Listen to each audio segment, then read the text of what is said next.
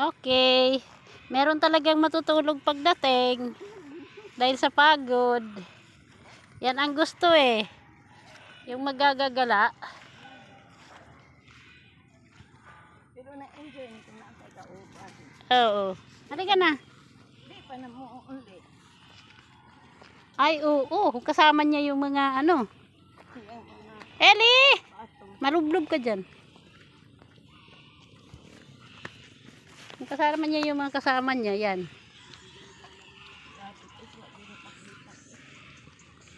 Bakit kaya ayaw sa atin ng damo na yun, Tino? Wala sa siguro.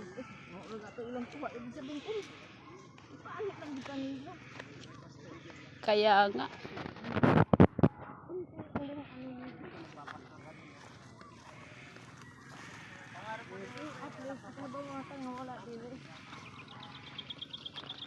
Pero, kung saan na operate lang mo itong tiguan, meron siya nga, wala na madaot man dahil sa spray.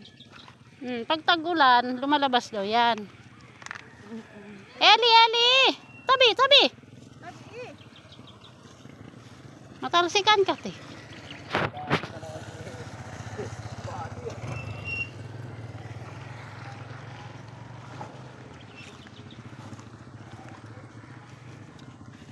Yung kasama natin, boring-boring na eh.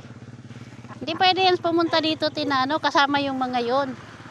Mga kasama niya kasi masasana yan sila, tatawid na lang din dito.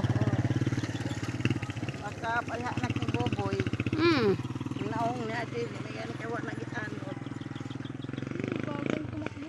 Sino? Sila yan.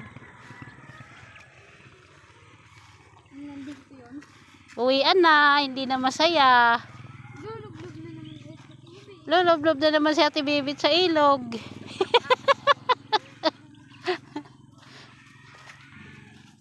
Ano, lulublob o sasakay? Lulublob. Wala naman tayong choice, yan lang daanan natin eh. Kaya natin yan, Ate Bibit. Kasi doon, maglakad tayo doon, tulay na yun. Eastwood na yan, oh. Ayan, oh, Eastwood na yun. Isus, gagastos pa tayo, kaya natin yan. Isang liko mo dyan, Eastwood na yan, oh, yung sa tulay ng Eastwood sa may simbahan. Oo, yan dyan. Oo. Eastwood na nga yan. Oo. Baka wala dito, teka nga, baka meron dito.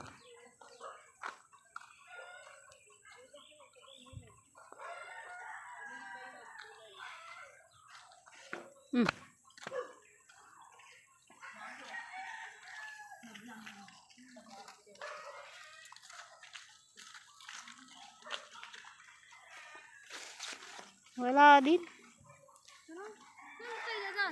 Tuh, balik tayo dun. Oh. Ha? Iba yan. Iba yan ng mga bata. Iba yung kanina eh. Wala. Wala. Ito. Oh. Oh. Yan yun eh. Maliliit lang siya, te, kasi. Eli! Kulit ko talaga.